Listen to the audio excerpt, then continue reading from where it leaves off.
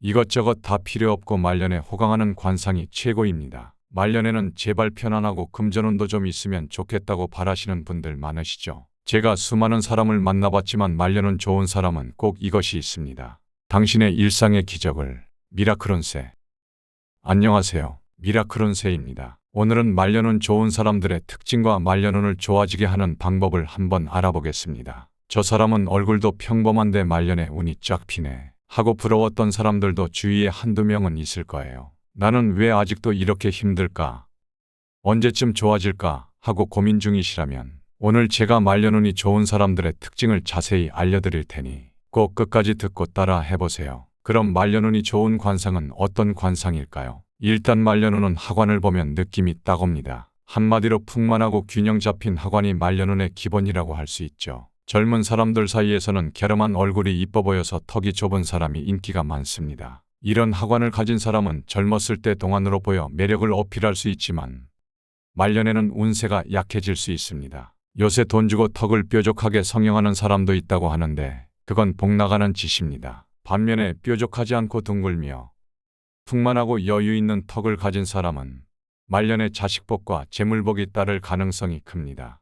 관상학에서 턱은 재물을 저장하는 금고나 창고와 같아 말년운을 볼 때 가장 먼저 확인합니다. 턱이 완만하고 둥글면 성격이 온화하고 인덕이 많으며 원형보다 더 넓게 퍼진 턱은 말년운이 좋습니다. 이런 턱을 가진 사람은 인생의 마지막에 안정과 풍요를 가져다 준다고 믿습니다. 이는 단순히 물질적인 풍요로움뿐만 아니라 가족과의 화목한 관계와 정신적인 만족감도 포함합니다. 또한 얼굴의 대칭도 중요한 요소입니다. 얼굴을 상중하로 3등분했을 때 각 부분이 균형을 이루고 있으면 인생의 각 시기마다 평탄하고 안정적인 운을 맞이할 수 있습니다. 좌우 이목구비와 얼굴뼈가 균형 잡힌 얼굴은 상대방에게 편안함을 주고 신뢰를 형성하는 데 도움이 됩니다. 두 번째로 맑고 생기 있는 눈빛을 가진 사람이 말년운이 좋다고 볼 수 있습니다. 눈은 마음의 창이라고 하죠. 관상학에서 눈은 그 사람의 정신 상태와 내면의 에너지를 보여주는 중요한 부위입니다. 사람의 정신은 잠잘 때는 마음에 있고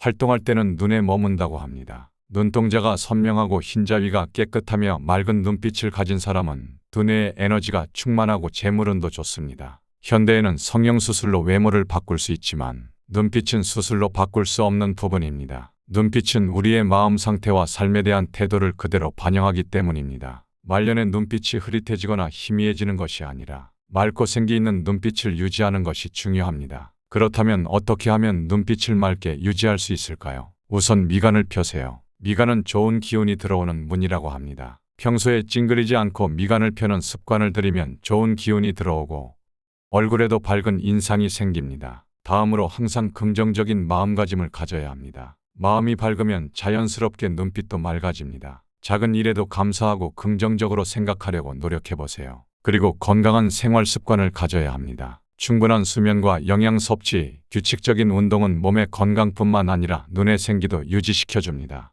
이렇게 눈빛이 맑고 생기가 있으면 말년에 건강하고 활기찬 삶을 살아갈 수 있습니다. 세 번째로 말년운이 좋은지 알 수 있는 특징은 크고 두툼한 귀입니다. 관상학에서는 귀의 모양과 크기를 통해 그 사람의 인복과 재복을 예측했습니다. 귀가 크고 귓불이 두툼한 사람은 인복과 재복이 좋다고 하는데요. 이는 타인의 도움을 받을 운이 많고 장수의 복을 누릴 수 있다는 뜻입니다. 귀가 크면 그만큼 복이 들어올 통로가 넓다는 의미로 해석되기도 합니다. 실제로 귀가 큰 사람들은 주변에 좋은 사람들이 많고 인생에서 도움의 손길을 자주 받는 경우가 많습니다. 또한 귓불은 재물이 쌓이는 곳을 의미하기 때문에 귓불이 풍성하면 그만큼 재물을 모으고 지킬 수 있는 능력이 있다고 봅니다. 또한 귓불이 아래로 살짝 처진 모양이라면 장수의 복까지 누릴 수 있다고 하니 정말 좋은 관상이라고 할 수 있겠죠. 네 번째는 둥글고 풍성한 코가 말년운의 상징입니다. 코는 관상학에서 재물을 상징하는 부위로 알려져 있습니다. 코의 모양과 크기를 통해 그 사람의 재물운과 재산을 지키는 능력을 볼 수 있다고 하는데요.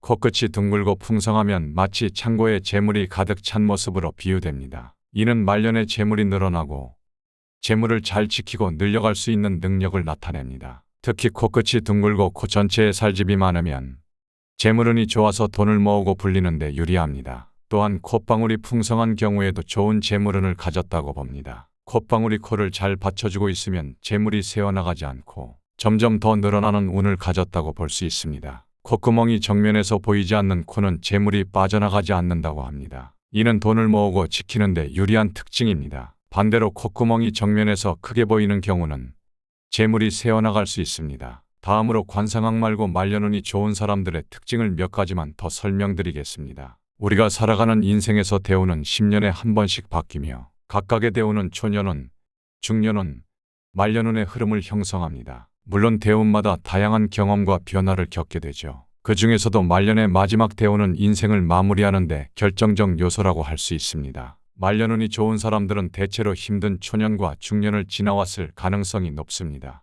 많은 역경을 겪은 후 그 경험을 바탕으로 말년의 안정과 행복을 누리게 되는 것입니다. 왜 그럴까요? 많은 사람들이 젊은 시절에 큰 성공을 이루고 많은 재산을 모으기도 합니다. 그러나 초년에 너무 잘 나간 사람들이 말년에 실패를 겪는 경우도 흔합니다. 이는 초반에 성공에 안주하거나 지나친 자신감으로 모든 것이 계속 잘 될 것이라고 착각하기 때문입니다. 그래서 초년에 찾아온 큰 행운은 인생 전체를 보았을 때 오히려 큰 장애물이 될 수 있는 것입니다. 그런 의미에서 봤을 때 말년운이 좋은 사람은 과거의 역경을 극복한 사람들입니다. 초년과 중년에 많은 역경을 겪은 분들은 인생의 소중함과 겸손함을 몸소 체험했기 때문에 말년에 더 큰 성공과 행복을 누릴 수 있습니다. 어려운 시기를 통해 내면이 단단해지고 지혜를 쌓게 되죠. 이러한 경험들은 말년의 복을 이끌어내는 원동력이 됩니다. 인생의 쓴맛을 보았기에 작은 행복에도 감사할 줄 알고 다른 사람들의 고통에도 공감할 수 있는 넓은 마음을 가지게 됩니다. 이런 분들은 말년에 진정한 행복과 안정을 누리게 됩니다. 초년, 중년의 어려움을 지나고 나서도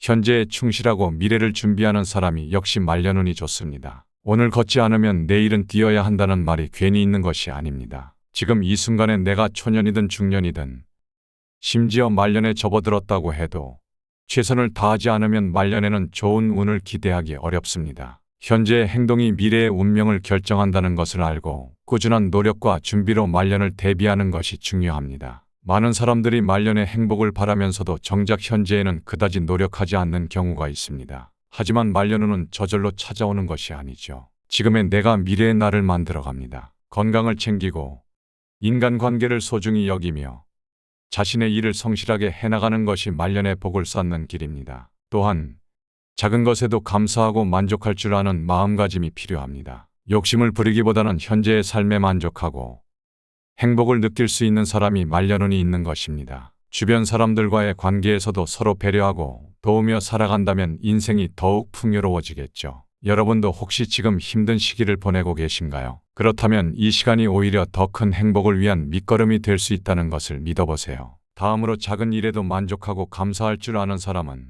말년에도 평온한 마음으로 행복을 누릴 수 있습니다. 우리가 살아가면서 크고 작은 어려움을 겪게 되지만 그때마다 불평 대신에 긍정적인 마음으로 상황을 받아들이는 것이 중요합니다. 예를 들어 갑자기 비가 오는 날에도 이 비로 인해 대지가 촉촉해지고 식물이 잘 자라겠구나라고 생각해보는 거죠. 이렇게 사소한 일에서도 긍정적인 면을 찾아내면 마음이 훨씬 편안해집니다. 또한 감사하는 태도는 주변에 긍정의 에너지를 전파합니다. 가족, 친구, 동료 등 주변 사람들에게 작은 일에도 고마움을 표현하면 관계가 더욱 돈독해지고 서로에게 좋은 영향을 주게 됩니다. 불평 대신 희망과 긍정의 에너지를 주변에 전파하는 사람은 말년에도 평온한 마음으로 삶을 즐길 수 있습니다. 우리가 살아가면서 누구나 행복하고 편안한 말년을 꿈꾸는데요. 많은 분들이 말년운이 타고난 운명이나 사주에 의해 결정된다고 생각하실 수 있습니다. 하지만 사실 말년운은 우리의 노력과 태도에 따라 크게 달라질 수 있습니다. 지금 이 순간 어떻게 살아가느냐에 따라 말년의 모습이 결정된다는 것이죠. 우리가 앞서 살펴본 것처럼 현재에 충실하고 미래를 준비하며 긍정적인 마음가짐과 감사하는 태도를 가진 사람들이 말년운이 좋습니다. 작은 것에도 만족하고 감사할 줄 아는 마음은 삶을 풍요롭게 만들고 주변에 긍정의 에너지를 전파하게 됩니다. 또한 주변 사람들과 좋은 관계를 유지하는 것도 매우 중요합니다. 가족과 친구, 동료들과의 따뜻한 인간관계는 말년에 큰 힘이 되어줍니다. 인복은 하루아침에 생기는 것이 아니라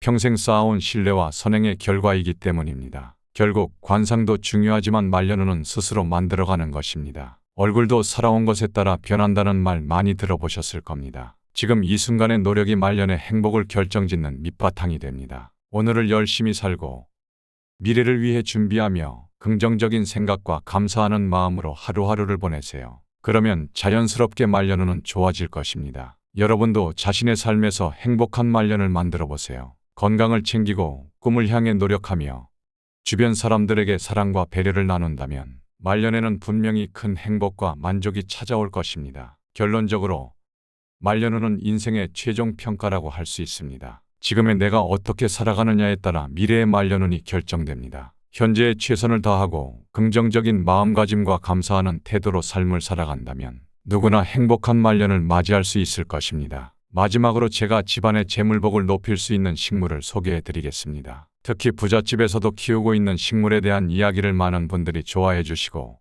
직접 식물을 구매하시는 분도 많으십니다. 그럼 부잣집이 재벌이 되기 위해 남몰래 애지중지 키우고 있는 식물에 대해서 설명드리겠습니다. 위 방송을 바로 확인해 보세요.